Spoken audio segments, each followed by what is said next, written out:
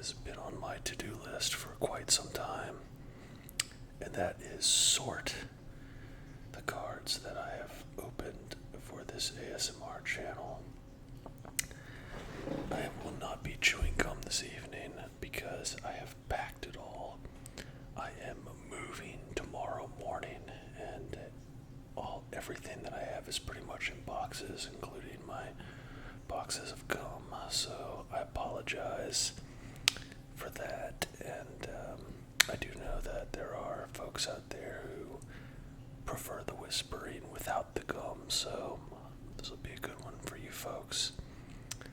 But yeah, this is my last night in my current place. I'm moving into my condo tomorrow, and I have been promising you guys some baseball cards, and I intend on keeping that promise.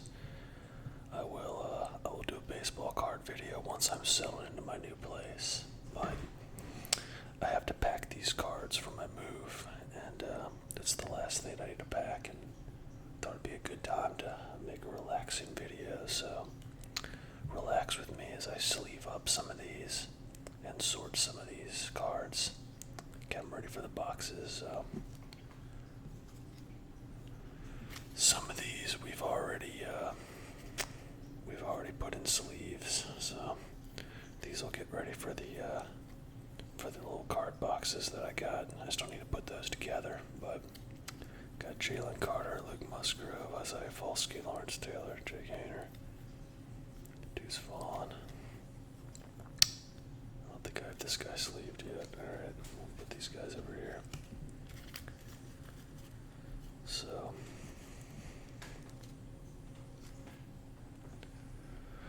what do y'all think about the NFL draft coming up? Put in the comments who you think the second quarterback drafted is going to be, because I think we all know that Caleb Williams is going to be first off the board. That's a given, but what we don't know is who's going to be second. And, it really is a big toss-up. I think, based on what I've watched and the film I've watched, I like Drake May. The reason I like Drake May is because if I was a GM, right, if I was in that role, I obviously am not. I'm a guy opening cards for an ASMR video, but if I was in that role, I kind of like to go for the home run with those high draft picks, because I'd rather hit on a, Lamar Jackson, Joe Burrow, Josh Allen type guy than hit on like an Andy Dalton or a Derek Carr, right? Somebody who can really be a game changer. So Drake May's tape reminds me a lot of Josh Allen. He can throw from all the different arm angles, and he's got a massive arm. The accuracy is, suspect, but like I said, when all of the prospects have questions, like these prospects have coming in to this draft, there's no sure thing, right? The best prospect is Caleb Williams, but after that, there's no real sure thing, so I put my money on Drake May because I really like his tape and I really like his arm talent. After that, oh man, look at this. Aaron Donald. He retired this year. So, sad to see him go. One of the best defensive players of all time. But anyway, with the Patriots pick, I'd take Marvin Harrison Jr., and the reason being, I think they make a really good point when they say that they don't feel like they have the roster for a franchise quarterback. I don't think they have the roster, and I don't think they have the coaching staff. And I think Harrison Jr. is one of the best receiving prospects I've seen come out, and I do it. It takes me back to where like the last time we saw a prospect like that, like Calvin Johnson, and you can't really compare it, right? Because we don't know who's going to hit and who's going to bust, but he should have been the first pick in the 2007 draft, but the Raiders chose Jamarcus Russell first overall. When you have a guy like Calvin Johnson in there, I kind of feel the same way about Marvin Harrison Jr. I think he is the best prospect in the class this year. I do understand why teams are going to swing for quarterbacks. I definitely get it, but all in all, when you're getting to the third pick, I'd go with him because at that point I think you're reaching on Jaden Daniels. I like Jaden Daniels a lot, don't get me wrong, and I know my boy Justin Day, who follows my channel, and I follow his channel as well. Justin's a big LSU guy, so I'm sure he's got some good things to say about Jaden Daniels. But man, there's the 1 year guys that really hit in that 1 year and have that one great year. There is a lot of concern there. Like we saw that with Akili Smith, for some of you old guys, in 1999. That one good year at Oregon, he was picked third overall.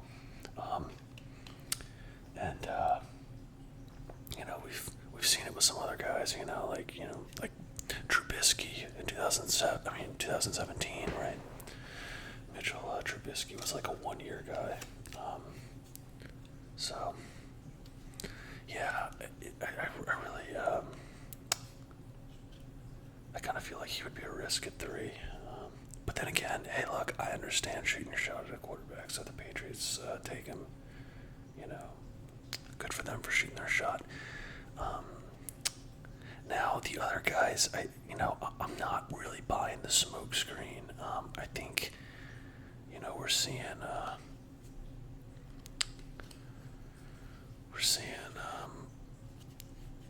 a lot of these mock drafts are saying that J.J. McCarthy is going to be 4th, right? And that, we may even see like Bo Nix go in the top 15, or God, I can't think of his name. The other guy, the lefty from Ohio State. Man, I can't think of his name. But I'm seeing a lot of mocks that are putting those guys like in the top 15. I think that's a smokescreen. I watched J.J. McCarthy's film, and he reminds me a lot of a poor man's Russell Wilson, in that he doesn't seem to go through his progressions. He's more of a one-read guy and then can scramble, but he can really throw well on the run. I mean, this guy's tape, this guy can throw on the run. If you watch J.J. McCarthy's tape, and people are getting stoked on him, and I'm hearing that he might end up going 4th. Somebody making a trade with Arizona.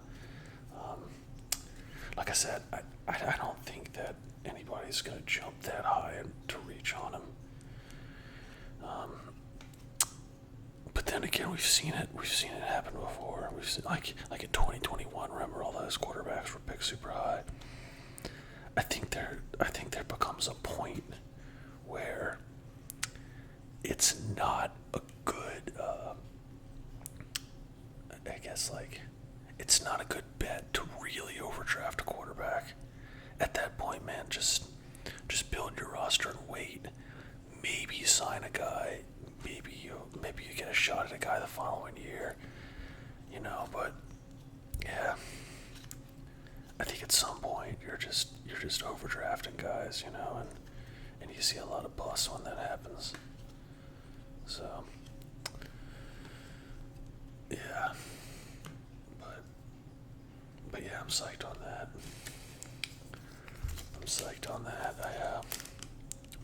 Normally I'd be way more into the baseball season, but my fantasy baseball team is not looking so hot. I drafted Shohei Ohtani right as all as all the gambling stuff was happening. So that was kind of terrifying. But it does look like he's telling the truth, in that his interpreter really did steal that money from him and use it for gambling. I'll be honest with y'all, when I first heard that, I thought it was complete and utter BS. And then Pete Rose came out, and said that if he had an interpreter, he'd be in the Hall of Fame. Which is a real smart ass of him. But I mean, that when I first heard about that, that was my honest thought. It was like, oh my God, it's so easy to blame it on your interpreter. Pay the guy off under the table, right? Give him a couple million to take the fall, right? And but from what I'm hearing, he truly is a victim in this case, from what they're saying. So it looks like the Dodgers dodged a bullet on that, and that Ohtani will continue to play. But he hasn't had a great start to the season, and I drafted him over Mookie Betts, which was a pretty terrible move in retrospect. Normally I'm pretty solid in fantasy baseball, but these last couple of years I haven't had the magic touch. I'm gonna go with these softer sleeves. They're a little easier.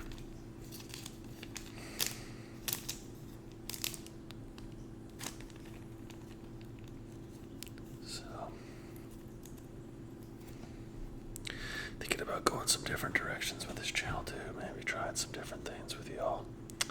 I know I did my solitaire video a couple of months ago. Just change things up. I've got like one comic book series that I bought on a whim a couple of years ago that I thought was pretty interesting. And thinking about maybe reading that to you guys, just doing some page turning, a little bit of reading. I remember I've seen a couple of the guys that I follow have done comic books, and I really like it. Man, poor Desmond Ritter. I'm gonna sleeve him. Why not? He's a rookie, right? Well, this is his rookie card. He his time in his time as a starter was not long.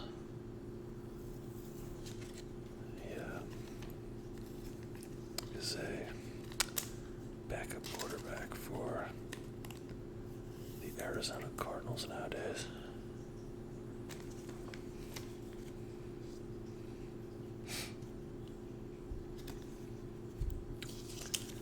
So, but yeah, I've lived in this apartment for like 3.5 years. Yeah, August 2020, 21, 22, 23, 20. Oh yeah, just about 3.5 years. And I've never owned my own place, so this place I'm moving to, my next video, whatever my countertop looks like there, you guys will see it in my next video. God, I got so many Desmond Ritter cards. God. You couldn't have just given me Brock Purdy instead, huh? Instead, I get a Desmond Ritter from every single brand. But yeah, no, it's the first time I've ever owned my own place, so it's a condo. Looking forward to it. Looking forward to being done with this move too, honestly. Not a big fan of moving, I don't think anybody is.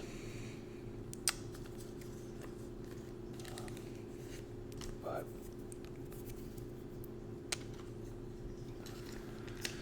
yeah, I don't know if you guys, I might actually get a box of these because I'm a big fan of them. But for those of you who follow baseball out there, there is a Topps made a Bob Ross series, and those of you who are, I guess, 35 and older, Bob Ross was he was a painter who had a show on PBS or like the public broadcasting back in the 90s, and that was when that was one of my first ASMR experiences ever in my life, was watching Bob Ross. While I'm at this, I'll kind of tell you my whole ASMR story while we're talking about Bob Ross, and then I'll bring up the reason why I'm talking about Bob Ross in the first place. So I learned that I got tingles from ASMR when I was a kid, like all of us did, right? And I had an uncle that he was like mentally ill, and he would eat, and he was really loud when he ate, and I remember I really enjoyed watching him eat and listening to him eat, and I didn't know why. It always felt weird to me, and then like, why do I like watching my uncle eat? And I talked to my brother about it, and he liked watching him eat too. And my brother and I both had ASMR. We didn't know it was called ASMR then. We were kids, right? But this was like before YouTube. Like, this was in the early 90s, right? Kind of like my second ASMR experience was, or the second one that I, was kind of a regular for me, was Bob Ross. And if I woke up early enough, I could watch the Bob Ross show on PBS. And he has a very relaxing voice, and he's a very kind, sweet man, and he would like paint, and you would hear like the brush sound on this canvas, and the sound of his little knife on the canvas, and got really, really great ASMR. For those of you who were not around back then, that was what we had, guys. We didn't have YouTube. You couldn't Google whatever ASMR you wanted to listen to. You had to find it on network television, and Bob Ross was one of my first ASMR experiences. So now to the reason why I am talking about Bob Ross. Bob Ross, Topps made a Bob Ross set, and it's a Bob Ross themed set. So the parallels are all paint related, and there's ones with paint splotches on them, for the numbered cards and everything like that. And my brother and one of my best friends, I mentioned in my previous videos, they have a card company that they started together, kind of just like they do stuff online and trade, and they go to shows and stuff. And when I was home for Christmas break, visiting the fam, they had like 3 boxes of this Topps Bob Ross stuff, and I watched them break it. It's pretty cool set. I always thought that in the spirit of ASMR, what better set to break on an ASMR channel than the set named after the man who, many could say is the founding father of ASMR for a lot of people, for an entire generation almost. So, if I can get a hold of a Topps Bob Ross set at a nice price, we'll make sure to break it. So I was going through my random drawers, right? I stumbled upon this Ryan Leaf card that I guess I saved. So this was like from my childhood collection that I had with my brother. I guess I got this in my suitcase at some point when I moved to Dallas, but because the rest of my childhood cards are back at my folks' place, where they sit in a collection that me and my other brothers share. We all share a collection together. So that's where all my old cards are. But yeah, thought I'd bust this out for you guys. If y'all don't know who Ryan Leaf who Ryan Leaf is he was the second overall pick in the 1998 draft. Drafted right behind Peyton Manning, and I was watching the draft, and I was into the draft at that point, and I remember people thought that Leaf had more potential than Manning, and I was actually one of them. I was a big fan of Leaf coming out of college, and he's considered one of the, if not the greatest, one of the greatest draft busts of all time. He just did not do well in the NFL, had a lot of emotional problems. Turned out that he had a drug addiction, and he's actually sober now. Man, he had a bad downward spiral before he got sober. Ryan Leaf ended up going to jail actually for robbing houses and stealing painkillers, and did like 2 years in prison, and got out and got sober, and now he's got his own podcast, and he's all over the sports broadcasting world. He's got interesting stories. If you ever Google his podcast on YouTube, he's got stories from the late '90s of what it was like to be him, and it's if you like drama and you like the story of a comeback, a guy who really turned his life around, excellent kind of follow.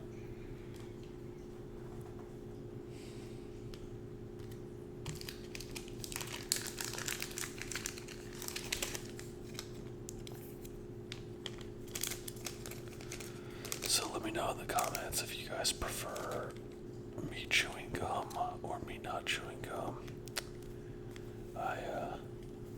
When I watch ASMR card videos, I'm a big fan of the gum chewing, which is why it wasn't really my intention to not chew gum in this video. But I do know that I watch a lot of ASMR sports, and I know that he would intentionally make videos where he didn't chew gum because a lot of his audience had specifically asked for videos where there wasn't gum. So I'm curious to see where you guys stand with that. Let me know in the comments if you guys are a fan of the gum chewing, or if you guys are more of a fan of just whispering and talking about sports.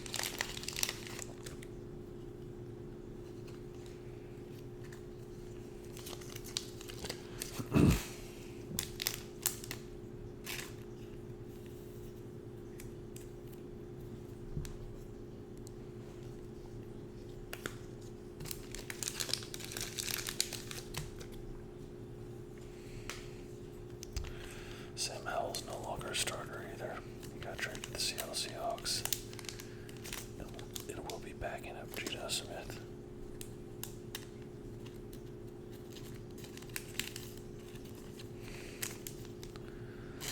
So the NFL voted on a rule change this year, and we're going to see it come into play next year. And it's going to be agonizing to watch because they've banned what's called the hip drop tackle. That is when you wrap your arms around somebody and then drop all your weight to the ground by taking your feet off the ground. They believe that it causes knee injuries, and hey, look, I'm not going to argue. I don't. They may have data to back it up. I just don't know how people are going to referee that. There's going to be so much madness with these calls. And then something that I predict is going to be something that I predict for the future with this hip drop deal is that we're going to see a return of the power running back. The guys like Derrick Henry are going to be trucking people next season, because that's how you take down Derrick Henry. You hip drop, you grab his body, and then you take your legs off the ground so that he has to fall. Either that or you just go straight for his knees. I just don't know how these people are going to tackle some of these more difficult players.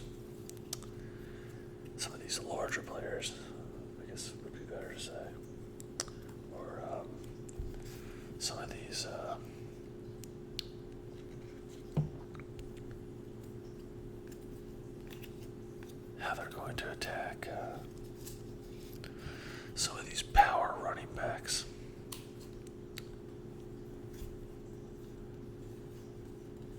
I just don't know.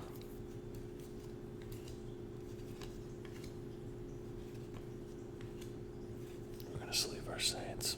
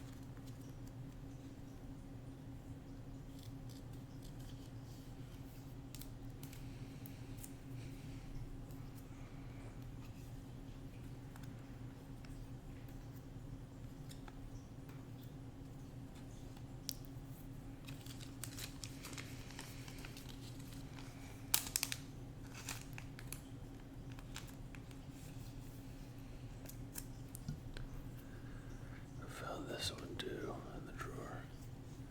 I bought a Nolan Ryan starting lineup not too long ago, and they gave me the card, so that's kind of cool. Here's that Herbert I pulled in the score video.